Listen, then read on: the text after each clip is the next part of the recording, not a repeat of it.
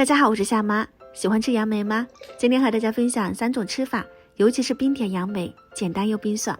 这里我准备了12斤新鲜杨梅，自己去摘的，汁水很饱满，有8分甜2分酸，特别好吃。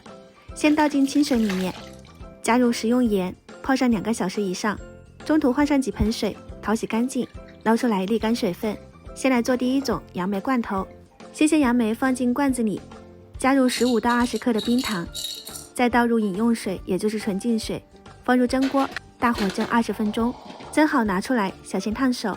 杨梅罐头就做好啦，趁热盖上盖子，可以存放12个月。家里吃不完的栗子也可以这样做哦。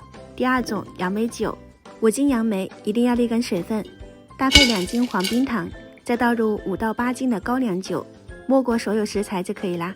盖上盖子，密封腌制30天，前期一定要开盖排气。再来做第3种冰点杨梅，剩下来的杨梅加入300克冰糖，熬煮15到20分钟，全程中火，这个不能熬过头，汤汁变成这种粉红色，基本上就已经可以啦。把杨梅捞出来，放到大盆里面，冷却以后放到冰箱冰冻1个晚上，就是冰点杨梅。锅里的汤汁就是杨梅汁，加点冰块，或者是放到冰箱冰镇一下，口感更棒。冰点杨梅也是冰水果的一种，口感很棒，都不用出去买冰淇淋了。这3种吃法有喜欢可以收藏起来试一下哦。